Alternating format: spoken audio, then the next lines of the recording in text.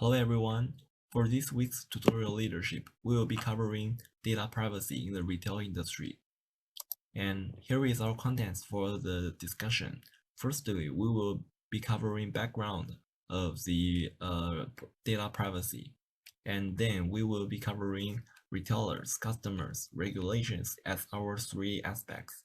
And these are three stakeholders involved in our case. And lastly, we will provide some comments and outlook into the future. And what is retail data? Retail data refers to any information from the customer, which is used for maintaining or improving the business and customers' experience. However, the retail sector suffers from a number of data threats every year. So these are the major threats. So the customer's privacy should be treated by collaborative rather than confrontational approaches. Our study have a focus on the privacy in the e-commerce aspect. We will first look at the problem from the perspectives of the retailer. From the report of Shape Security, over 80% of the people who log into a retailer's e-commerce website are hackers using stolen data. Also, the IBM report showed that the average cost of a data breach was 3.35 million in Australian dollars. The high costing attacks indicates that the data breach has become common events, especially in the retail sector. There are multiple types of data breach, of which the phishing attacks were commonly used by attackers. Attackers would masquerade as legitimate retailers and send emails to the customer, directing them to the fake website and to capture customer personal information. Australian also reported multiple events of data breach. InSupport has reported the ransomware that caused their system to be rebuilt and the data loss. Also, the luxury hotel chain Marriott has reported the breached information affecting over 5.2 million guests worldwide. In fact, retailers collect huge amounts of customer data, which includes non-sensitive data such as name, address, sensitive data such as the loyalty program account information. However, they don't reveal the usage of data directly to the customer.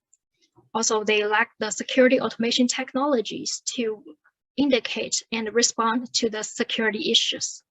This caused the retailers lose trust with customers and incurred a huge financial losses. However, the retailers can consider to deploy the ERP system to integrate data from the back-end office and ensure the central management of data. They can also establish the customer-centric platform to let the customer to indicate their shopping preferences. This will give customers more control of their own data. Here is the consumer part. Social distancing and lockdown restriction due to COVID-19 has driven some consumer to online shopping and online service. There are some issues about consumer privacy. Based on the figure done here, we can tell nearly 60% financial survey consumer are willing to share some data for receiving competitive price. Besides, nowadays, e-commerce platforms provide personalized recommendation function on their website. In order to gain authority from consumer, some e-commerce platform might offer rewards to or convenience to consumer. At the same time, most consumer are likely to transfer a certain amount of their personal privacy to obtain fixed benefits. The main reason why consumer use privacy data for exchange is that consumers are uncertain about the nature of privacy trade-offs. Advancements in information technology have made the collection and usage of personal data often invisible. As a result, individuals really have clear knowledge of what information other companies have about them or how that information is used and with what consequence. Further, consumers are likely to give out personal information without awareness of how the data is being used by retailers. Secondly, it is the temptation of reverse attracting consumers to make privacy transactions with them. Even though consumers can get benefits from transferring personal data, there are still some negative impacts that might occur.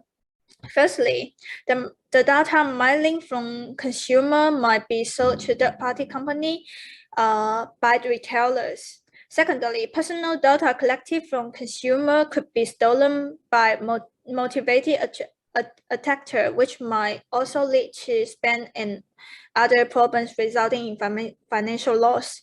There are some approaches to prevent this problem. Firstly, consumers need to improve privacy awareness, stay up to date privacy knowledge. Secondly, government is supposed to set out related regulation to restrict the usage of personal data gained from consumers. Then I will introduce the regulation aspect. First, I would like to ask a question. Can a customer be expected to understand hundreds of pages legislation when accessing an online service? The answer is absolutely not. Most people will skip privacy policy and select quick joy. I agree to the terms and conditions is the biggest lie on the internet. The reason includes the information is too long. Customers think policies are irrelevant because they do nothing wrong. They are unable to understand the language. It is commonly believed that the privacy legislation can increase protection of personal information. However, produce paradoxical effect. Control from regulation will bring trust to customers and reduce their privacy concerns. One study has shown that participants who knew whether and how much of their personal information the researcher could publish ended up sharing more sensitive information. It is suggested that policy only need to include a baseline framework of privacy protection and increase transparency. The second part is data quality will significantly influence the ability of organizations to comply with the regulation. Poor customer data quality may damage an organization's control on personal information. It then will destroy its ability to obey the regulation. One problem is data fragmentation. One of the interviewees from a large high street fashion retailer said different departments such as human resources, marketing, and in-store security maintained their own databases. It is difficult and time-consuming to access personal information. Therefore, organizations are hard to comply with some provisions. Privacy legislation will promote organizations to build a more integrated and coherent database. However, there are some problems. Firstly, most privacy legislation are light touch approach that aims to build a culture that respects privacy rather than overly punitive approach. Secondly, privacy legislation may be used to justify the inappropriate consolidation of personal information. Therefore, retailers need to keep the data complete, accurate, and up-to-date. Legislation needs to ensure a reasonable person in the context of request can engage in closely related activity.